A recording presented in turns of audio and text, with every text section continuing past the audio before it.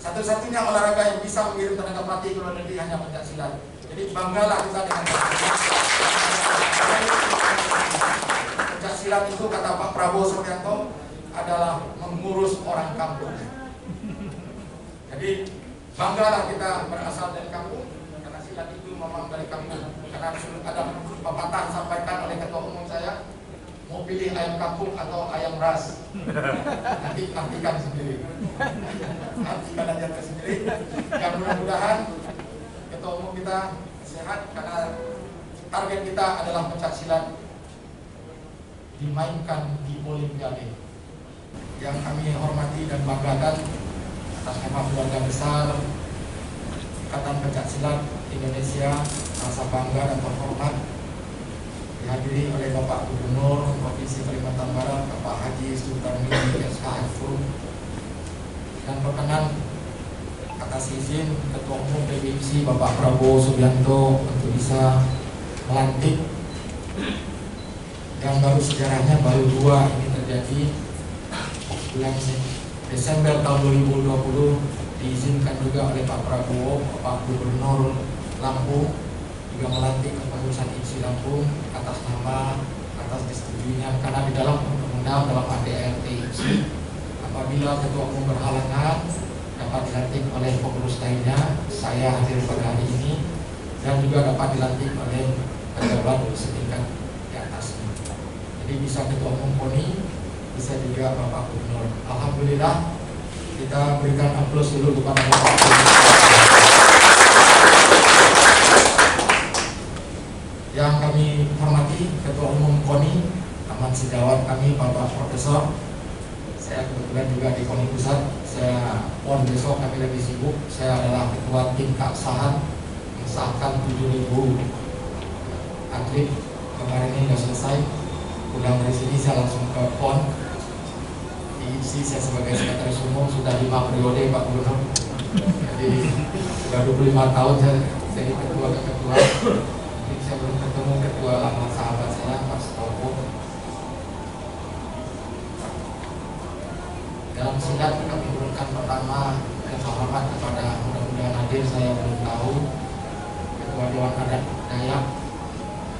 Mudah-mudahan hadir di sini perwakilannya, Ketua Dewan Adat Budaya Melayu. Mudah-mudahan juga, karena ini terkait dengan pencak silat. Yang kami banggakan, Pangdam 1272 yang paling terpilih, Bapak Kapolda.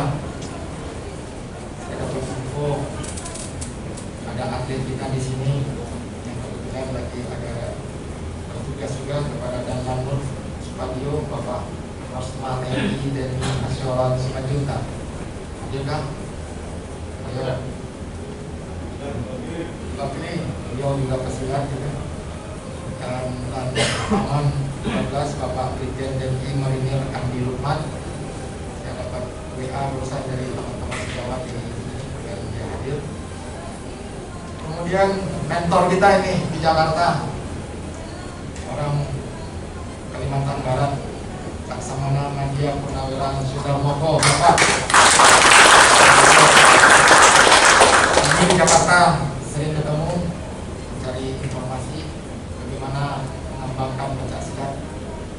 Kemudian pencak silat itu ada dua bapaknya Pak Gubernur. Pertama bapaknya itu adalah ketua KONI dulunya. Sekarang ada lagi bapak baru, namanya jadi ibu baru, ibu di sekolah kita.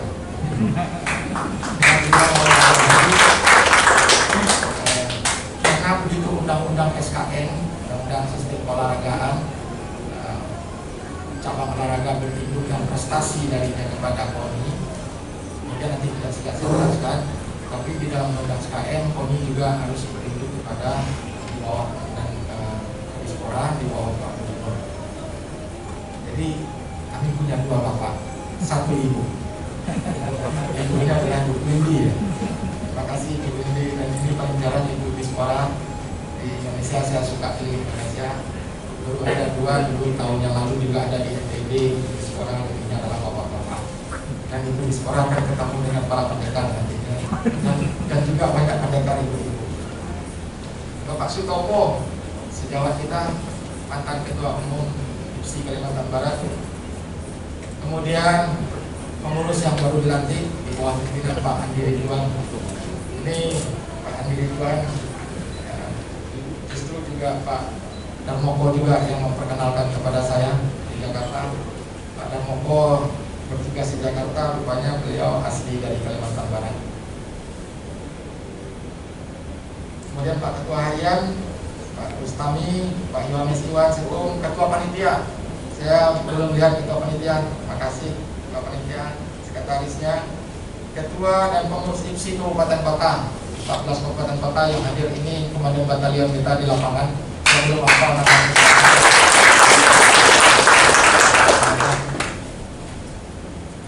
Pak Gubernur dan Ibu Iswara, Ketua KONI. Pencaksilat itu memang di bawah, prestasinya di bawah KONI untuk jalur prestasi. Pencaksilat itu PBIC, pengurus besar Ikatan Pencaksilat Indonesia. Kalau di provinsi, pengurus provinsi Ikatan Pencaksilat Indonesia.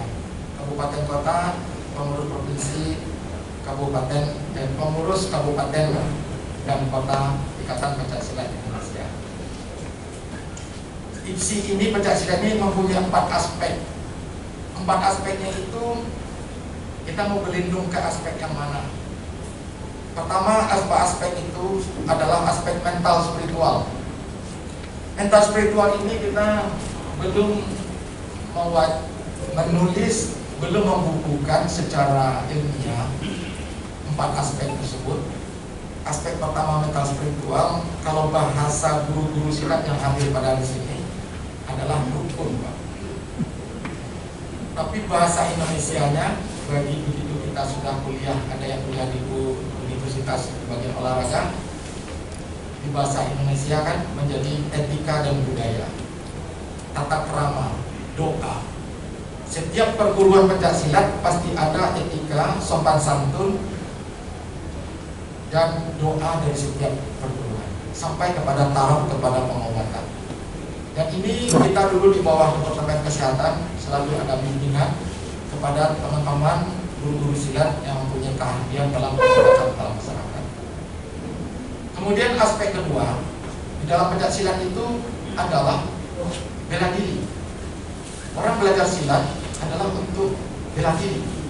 Dan Pak Prabowo sudah mencantumkan dari bela diri, kita dengan guru kita belajar silat, tujuannya apa? Belajar diri, ujungnya adalah bela diri untuk bela bangsa. Jadi saya singkat aja. Jadi awalnya kita dengan guru kita berhadapan, ujungnya adalah bela diri untuk bela bangsa. Dan kita IPSI sering diundang dalam merumuskan undang-undang ketahanan negara. Sampai hari ini undang-undang itu belum dibawa juga di DPR. Nah, tapi kita berinduk kemana ini? Yang bela diri ini. Pelaku bela diri di dalam pencaksilat jauh lebih besar daripada prestasi. Semua orang belajar silat di kampung-kampung, di kota-kota, sampai di seluruh dunia. Dia belajar silat adalah untuk bela diri. Dan di situ dia terikat dengan etika perguruannya, dengan doa, dengan sumpah, dengan lain-lain sebagainya. Aspek ketiga adalah aspek seni. Setiap orang belajar silat, dia terkait dengan lingkungan dan budaya setempat. Hari ini saya berpakaian seni Melayu karena pencaksilat. Apakah ini Melayu saya juga tidak bisa mengilmiahkannya. Silat itu kan pakaian, pakaiannya ini adalah unsur seni yang terikat dengan adat istiadat dan lingkungan setempat.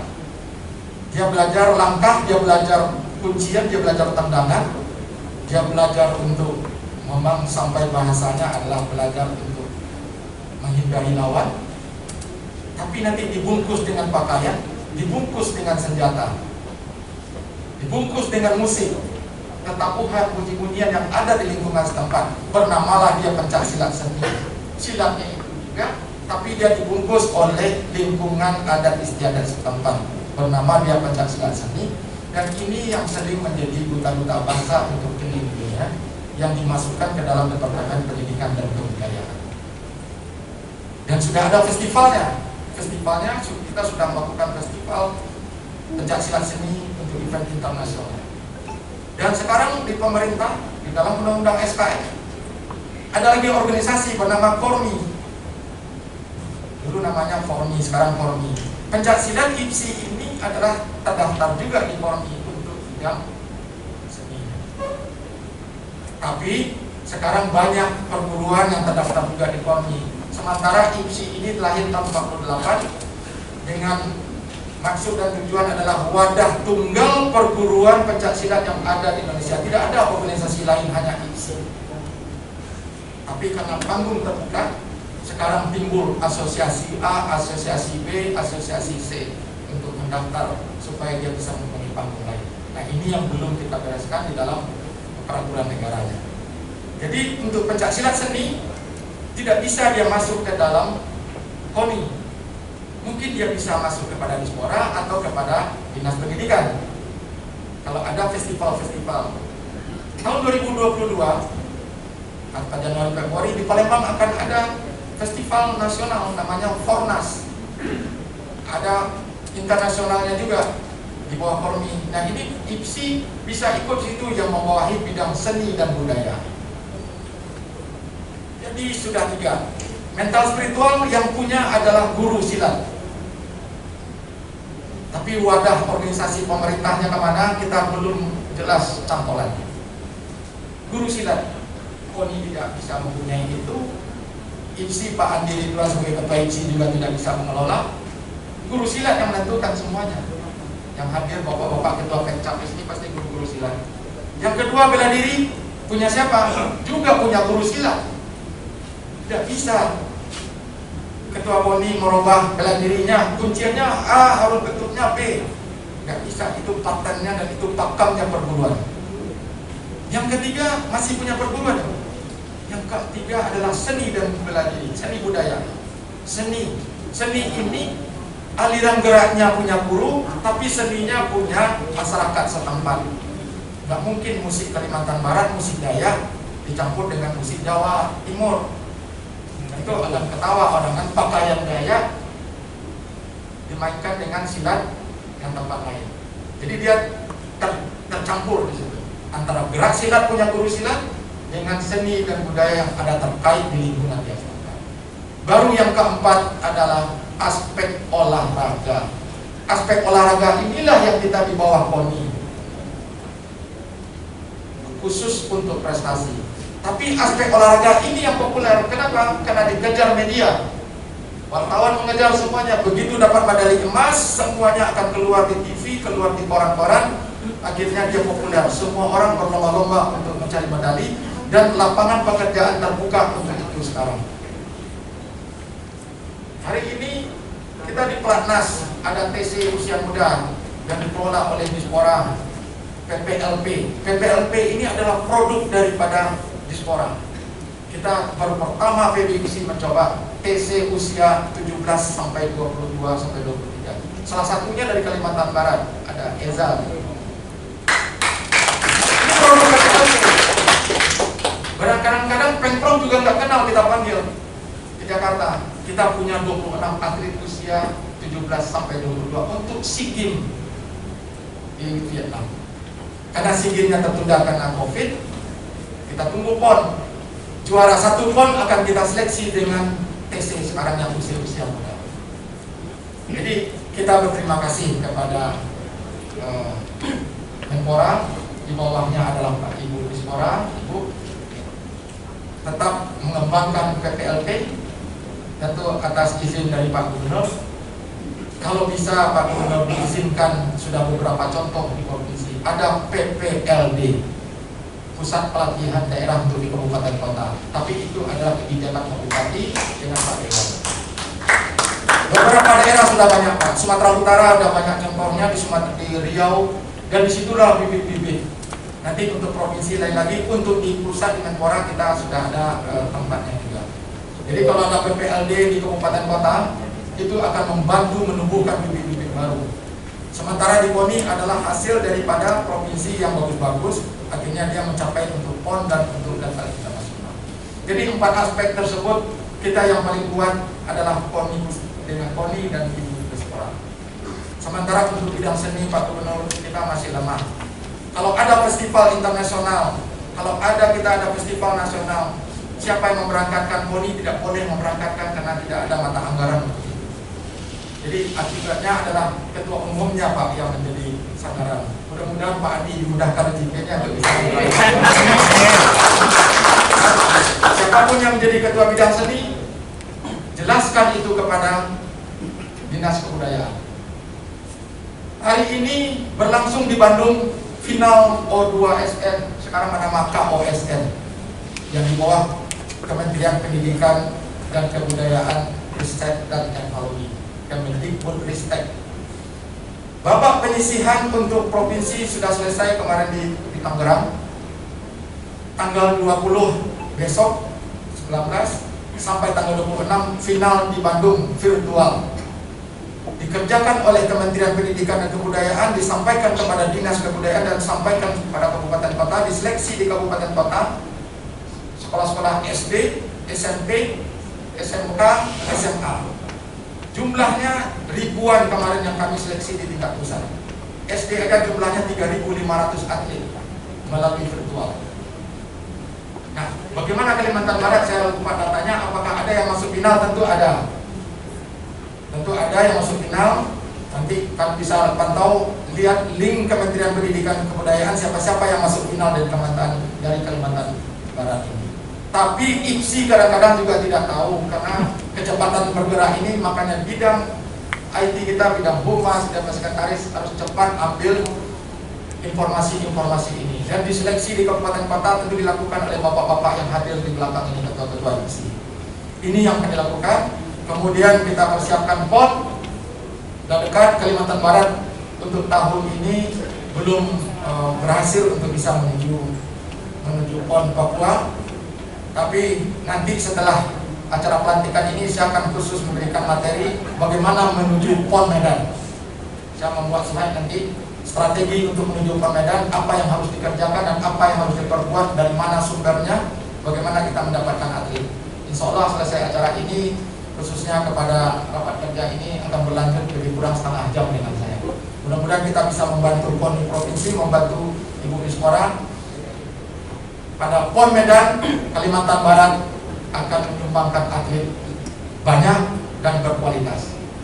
Itu aja harapannya.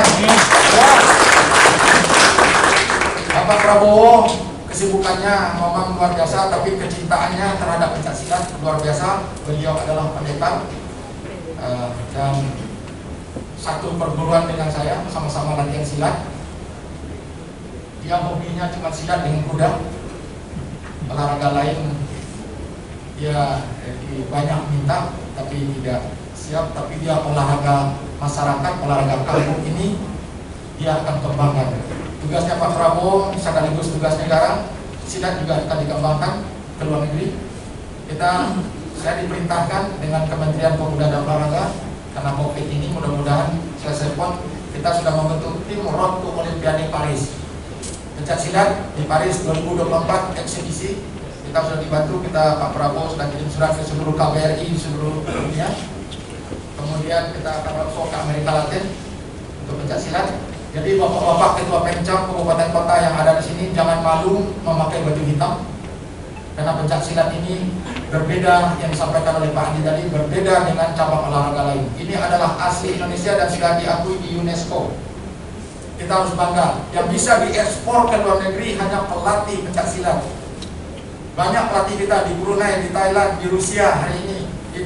Kemudian baru kita pulangkan dari Yaman, kena perang di Yaman, di Iran, di Nigeria, di Mesir. Kita hampir semuanya. Pelatih-pelatih itu adalah dari Indonesia. Siap-siap lembaga pelatih bagi yang berkualitas, bisa berbahasa Inggris, akan dipromosikan. Banyak begitu negara yang minta. Sekarang banyak tenaga pelatih diminta, tapi karena COVID kita tidak bisa mengirim. Satu-satunya olahraga yang bisa mengirim tenaga pelatih ke luar negeri hanya pencak silat. Jadi banggalah kita dengan pencak silat itu, kata Pak Prabowo Subianto, adalah mengurus orang kampung. Jadi banggalah kita berasal dari kampung, karena silat itu memang dari kampung. Karena ada pepatah disampaikan oleh ketua umum saya, mau pilih ayam kampung atau ayam ras, nanti artikan sendiri. Artikan aja sendiri. Dan mudah-mudahan ketua umum kita sehat, karena target kita adalah pencak silat dimainkan di Olimpiade.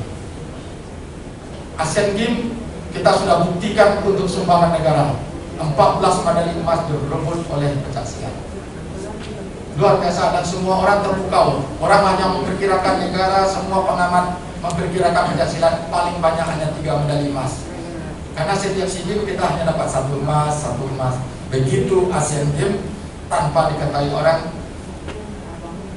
kita ambil semuanya 14 medali emas. Begitu Olimpiade kita dapat 4 emas, 5 emas, bagaimana prestasi Indonesia di mata dunia. Jadi saya berharap kepada Ketua Pencak yang hadir pada hari ini, jangan ada merasa malu, jangan ada merasa sungkan, ikhlaslah, korbankanlah waktu, tenaga, dan dana Anda yang sebagai ketua pengurus kabupaten kota dalam mengembangkan pencaksilat. Jangan ada putus asa. Bergerak terus, kembangkan pencaksilat. Karena pencaksilat sudah ada di 87 negara. Itu adalah berkat perjuangan bapak-bapak yang ada di sini dari perguruan-perguruan. Ada perguruan SAT yang merantau ke Amerika, dia buka SAT di sana, tempat suci, merpati putih, Waikasan mudah-mudahan nanti di Afrika, Asad, perguruan saya juga begitu, juga berkembang di beberapa negara. Nanti setelah itu membuat organisasi dan kita dibantu oleh KBRI, bentuklah organisasi dan daftarkan di NOC masing-masing. Dunia akan mengenal Indonesia dengan pencaksilat, dengan para pendekarnya yang berbudi pekerti luhur, dan itulah yang dilatih oleh guru-guru silat kita tentang etika dan moral. Demikian Pak Gubernur, sekali lagi atas nama PPIC saya ucapkan terima kasih banyak atas kesediaan Bapak untuk melantik pengurus PPIC Kalimantan Barat di bawah pimpinan Pak Andi Ridwan. Billahi taufiq wal hidayah. Assalamualaikum warahmatullahi wabarakatuh.